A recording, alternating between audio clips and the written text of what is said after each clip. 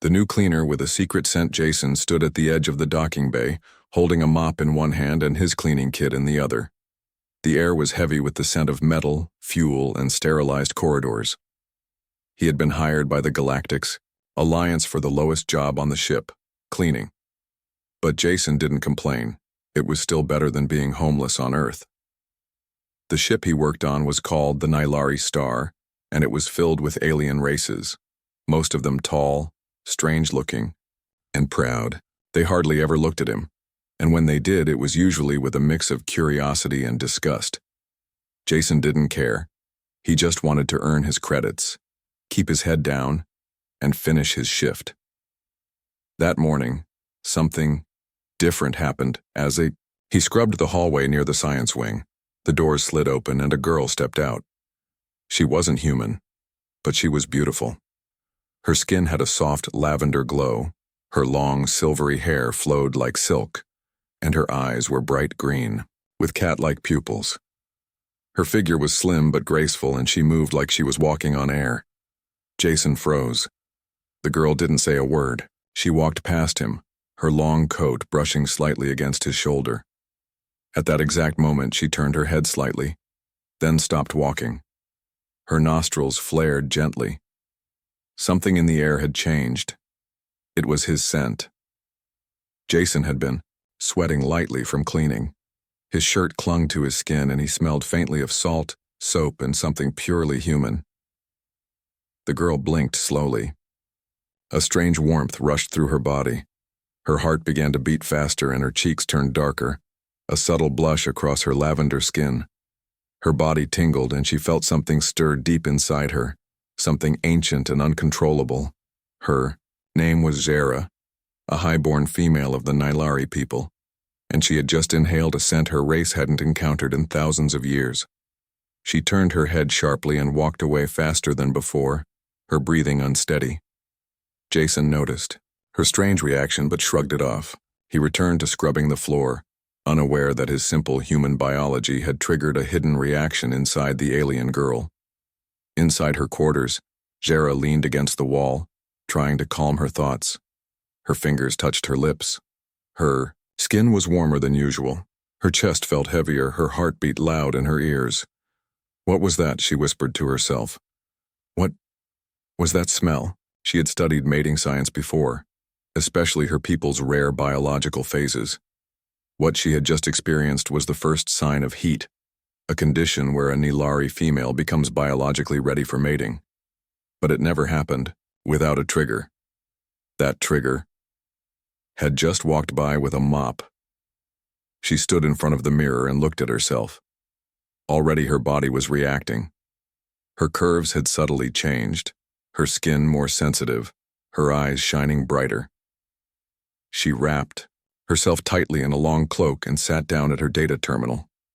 Pulling up ancient medical files, she began searching for terms like Nylari heat trigger, rare biological response, human scent interaction. Her hands trembled. Meanwhile, Jason was called to clean the medical bay. The doctor on duty, a small insectoid alien, barely acknowledged him.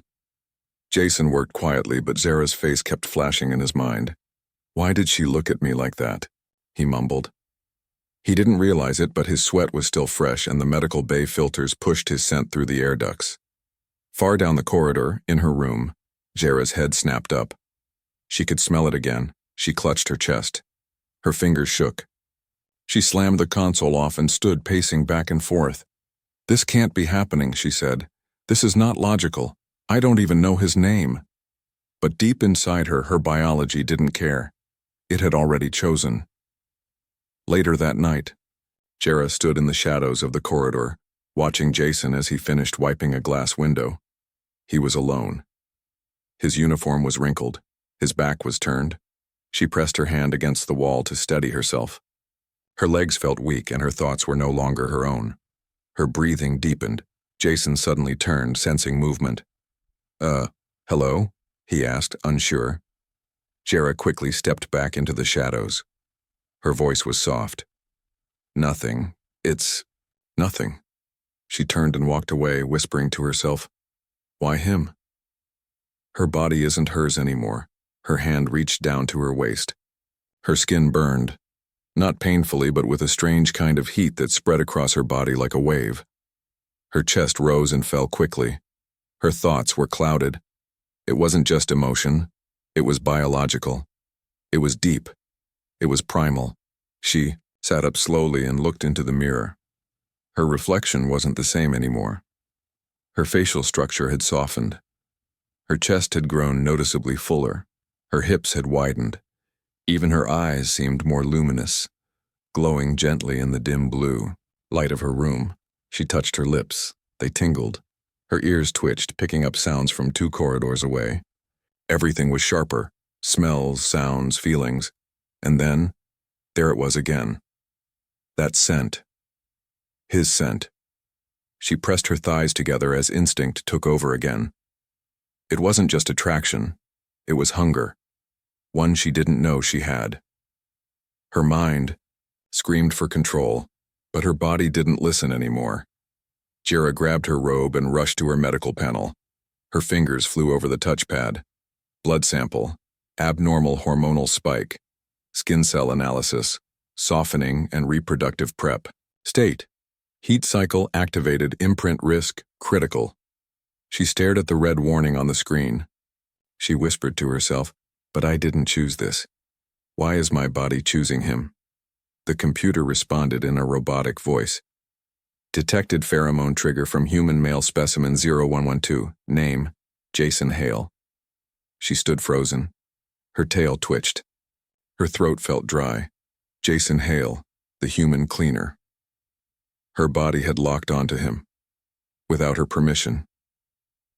Elsewhere, Jason was asleep in his small supply room, unaware of the storm he had caused.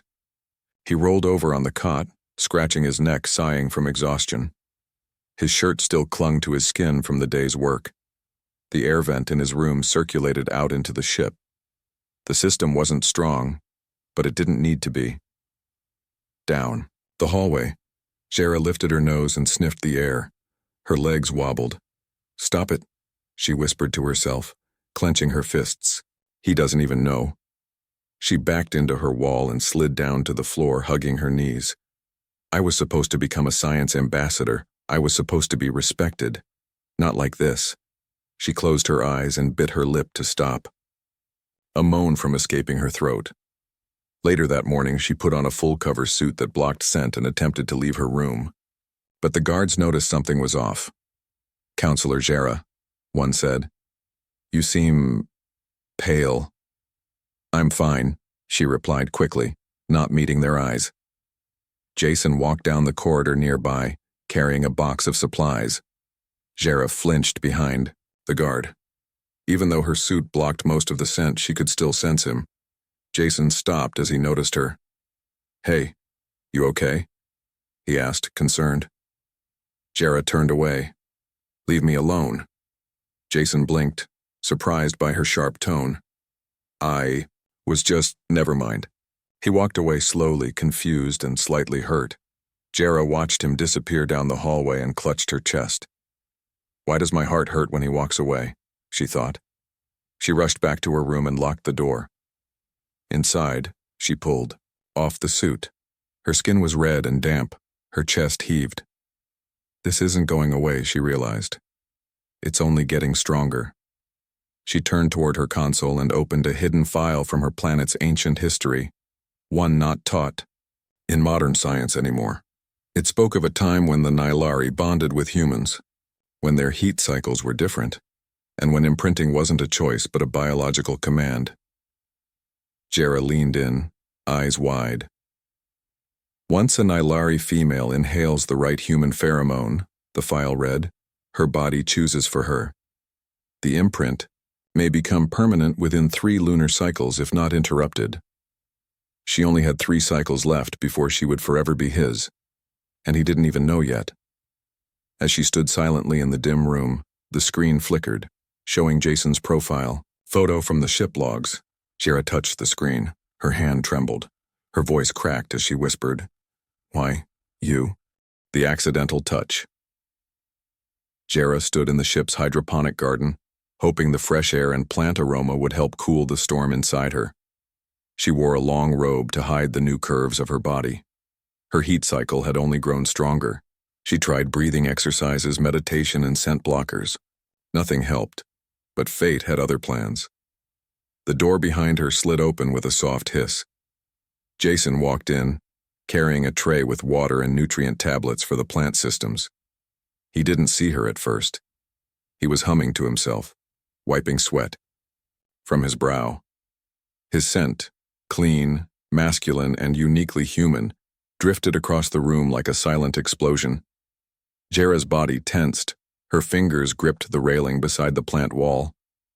"No, not now," she begged inside her mind. But the scent hit her like a wave.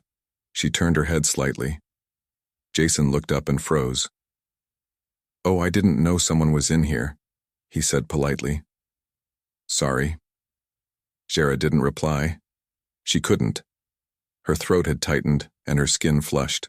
She just nodded and turned back toward the leaves, pretending to study them.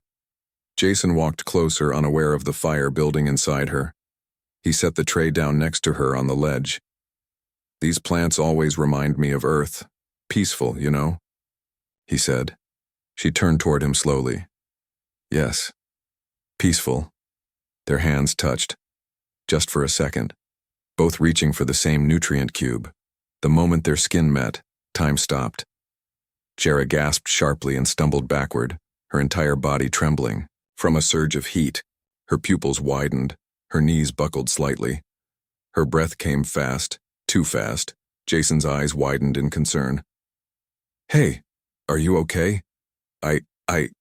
Jera couldn't speak. Her lips quivered, and a soft, involuntary sound escaped her throat. Sound of need, of instinct, of something she didn't understand. Jason stepped forward. "You don't look well. Should I call someone?" "No!" she cried suddenly, her voice sharp and scared. "Don't touch me. Please." Jason froze in confusion. Okay, I won't." Jera backed away, covering her mouth with both hands. Her body pulsed with strange, warm energy.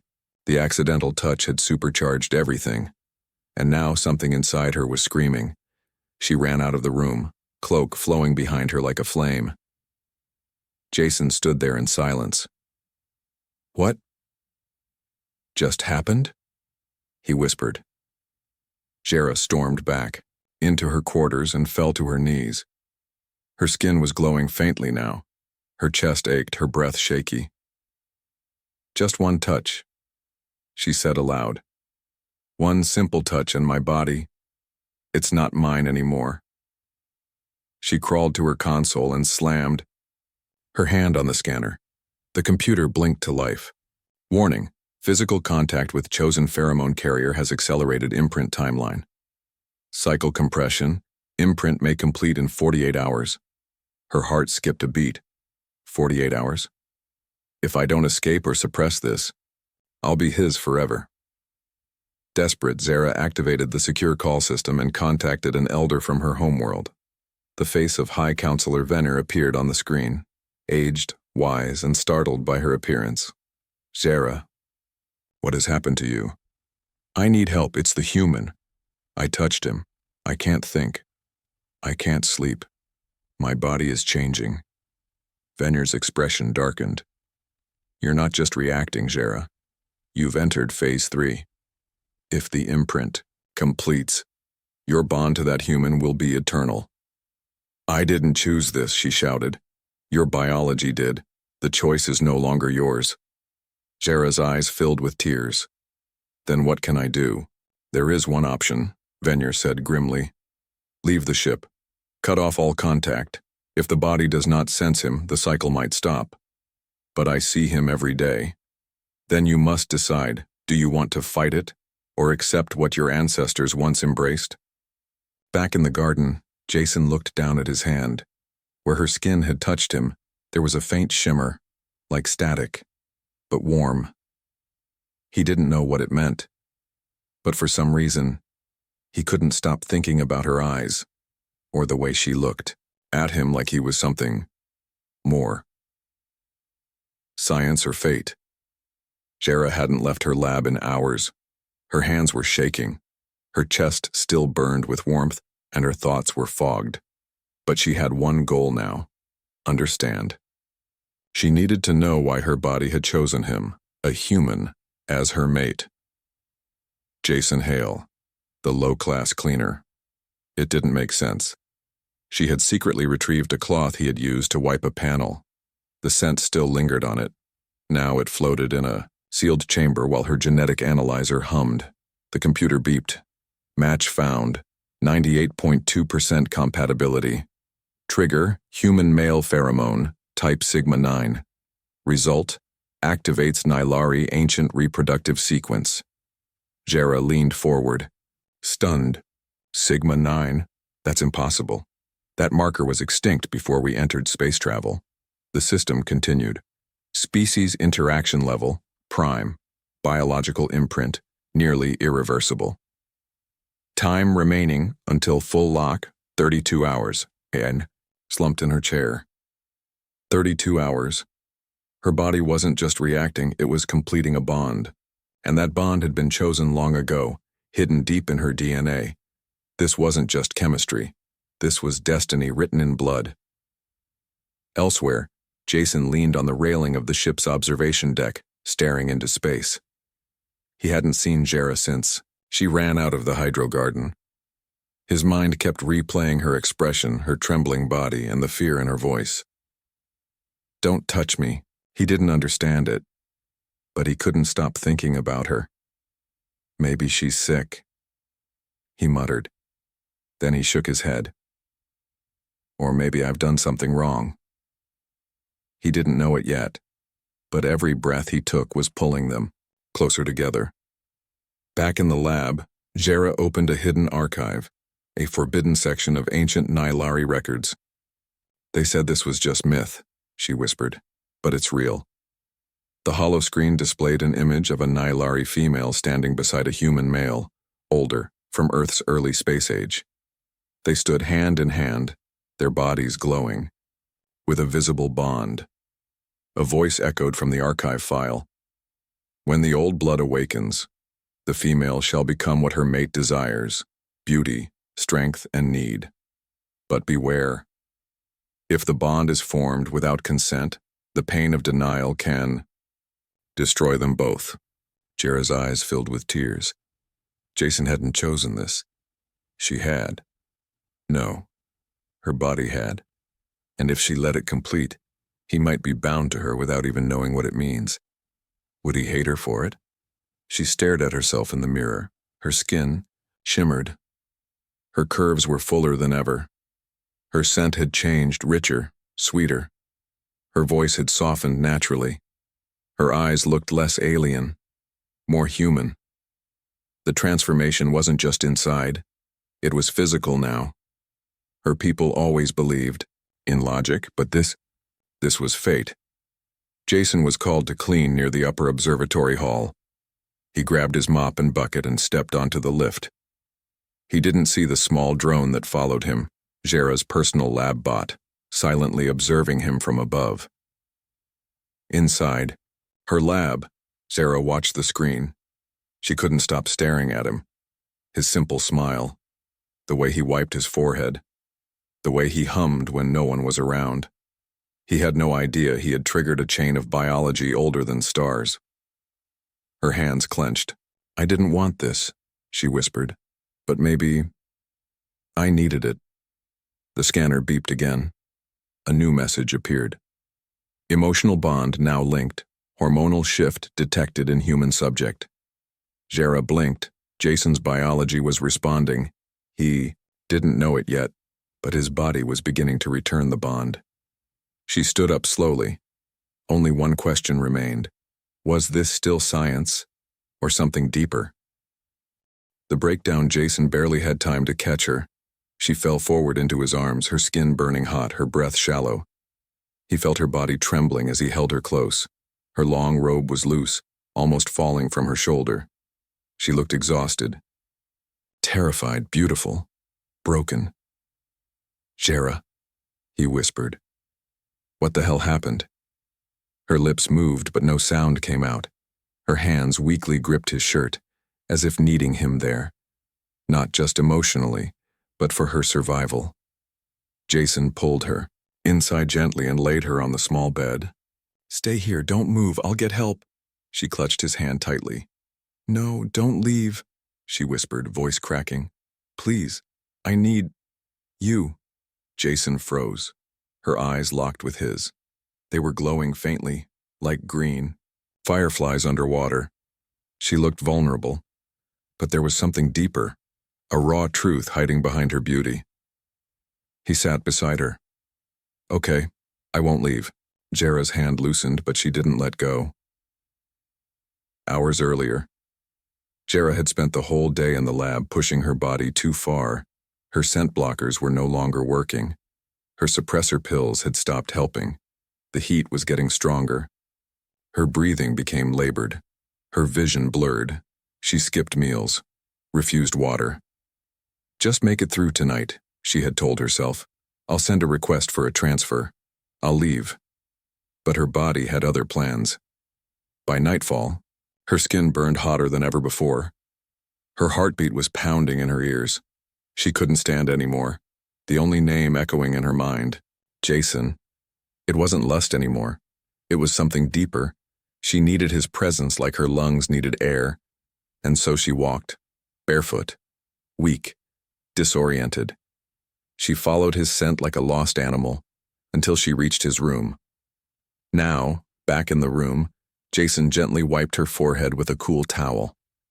Her skin steamed faintly. He whispered, "Jera, what's happening to you?" She turned her head, tears in her glowing eyes. "My body. It's not mine anymore," she whispered. "I touched you. I smelled you. And now, everything is changing." Jason didn't understand, but he listened. "I tried to fight it," she continued.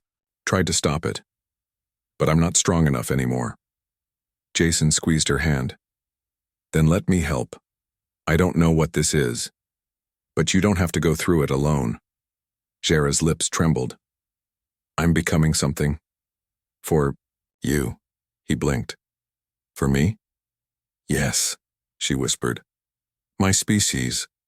When we imprint, we adapt. We change to match our mate's desires. It's ancient. And now I'm locked to you." Jason sat back in silence, processing every word. "You mean you're becoming this way because of me?" She nodded. "It started with your scent, then your touch. Now, my body won't stop." Jason looked at her closely. "And what happens if the imprint finishes?" Jera paused. Then she whispered, "I become yours. Forever." A long silence filled the room. Jason finally spoke. "Do you want that?" Tears rolled down her cheeks. "I don't know. But I know that if you reject me, the pain will kill me." Jason took a deep breath. He looked at the glowing lines now forming on her skin, soft golden marks that curled along her collarbone, symbols of ancient bonding, living proof of her transformation. She had risked everything to come here, to him, not to seduce him, but to survive. Jason stood up, grabbed the blanket, and gently covered her. "You'll sleep here tonight. I'll stay right next to you." Jera looked at him. "You're not afraid of me?" He smiled softly. "I should be, but I'm not." She closed her eyes. "Your kindness, it hurts more than anything." Jason chuckled. "That's a weird compliment." She smiled weakly. "It's the truth." Then she drifted into sleep, finally calm in his presence. Outside the door, Jera's hidden monitoring drone sent one final message to her homeworld. Phase 5 complete.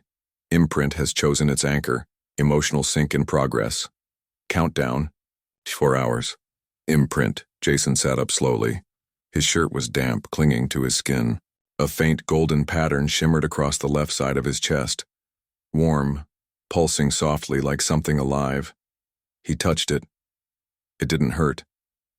But it wasn't there yesterday. "What the?" he muttered. Beside him, Jera stirred. Her hair flowed like moonlight across the pillow. Her skin glowed with a faint lavender hue, and the golden lines on her collarbone now glowed brighter, matching the ones on Jason's body. He stared at her in silence. Then she opened her eyes. "You imprinted," she whispered. Jason's heart skipped. "What does that mean?" Jera sat up slowly. Her body had finished transforming. Her curves were now fuller, her scent sweeter, her aura warm and magnetic. She was still alien, but also something new. "You touched me. You stayed near me. You accepted me," she said softly. That was all it took. Jason looked down at his chest again. "So I'm bonded?" She nodded. "Emotionally, physically, biologically. You're sent now. It belongs to me. My body accepts only yours. It won't react to anyone else." Jason blinked, unsure what to say. "You're saying I'm your mate?" Jera's eyes shimmered. "Not just mate. My body sees you as its center, and your body is starting to respond the same." Jason stood, walking toward the mirror. He lifted his shirt. The golden mark had grown slightly, now shaped like a soft spiral, resting just above his heart. "I didn't ask for this," he said quietly. "No?" Jera replied behind him. "And that's what makes it worse, or better." Jason turned around. "So what now?" Jera looked down. "We have less than 12 hours. After that, the bond finalizes. The imprint will become permanent. We'll be bound." Jason stared at her. "Forever?" She nodded slowly. "If I run away?" he asked. "You'll carry the mark forever, and I'll..." She swallowed. "I'll collapse. My body will fail. I won't survive the rejection." Jason's jaw tightened. "That's not fair." "No," she said softly. "It's not." Silence filled the room for a long moment. Then Jason sat back down beside her. "I don't know what to think," he admitted. "I mean, I never planned to be involved with anyone, let alone an alien, let alone this. But I don't want to hurt you. And somehow, I feel like I already care." Jera looked at him. "You're calm. You're kind. That's why my body chose you. You didn't chase me. You didn't try to control me. You helped me." Jason looked into her eyes. "And what if I do accept this? What happens to you?" She smiled faintly. "I become yours fully. Mind, body, spirit. I'll grow with you. Change with you. You'll never be alone again. I'll be loyal until death." Jason let out a long breath. "It sounds terrifying," he admitted. Jera reached out and placed her hand on his. "It also sounds like love," she whispered. Suddenly, the door panel chimed. Jera turned, her body tensing. Jason stood up. "Who is it?" From the other side, a cold voice answered. "This is Counselor Venner. Open the door." Jera's face paled. Jason opened it slightly. The older Nilari stood tall with glowing blue eyes and a strict expression. "You allowed the imprint to reach this stage?" Venner said coldly to Jera. "She didn't allow it," Jason interrupted. "Her body reacted to mine. None of this was planned." Venner frowned. "Humans should not carry our sacred bonds. It will bring consequences." Jason stepped forward. "Then I'll face them. But I won't abandon her." Jera's eyes widened. Venner stared at him for a long moment. Then he said, "Then prepare yourself. When the sun rises on this ship's next cycle, the bond will seal. You will be hers, and she will be yours." As the door slid shut, Jera whispered, "You still have time to walk away." Jason turned to her and smiled. "I don't want to. The bond nobody expected." Jason stood in front of the mirror, dressed in his plain gray uniform, still wrinkled from sleep. But now, it looked different.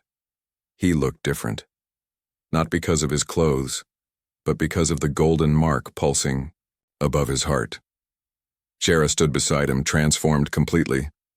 Her body had finished the final phase. elegant, powerful, and breathtaking. Her skin glowed softly, her golden lines fully connected from neck to waist. She no longer looked like a regular Nilari woman, she looked like a queen reborn. "You don't have to do this," Jera whispered. "The mark can be sealed in silence. You don't need to face them." Jason turned to her. "I do. If I'm going to be yours, then I'll fight for you." The council chamber was filled with high-ranking aliens, ambassadors, and scientists. All had heard whispers of what had happened. None had believed it. Until now.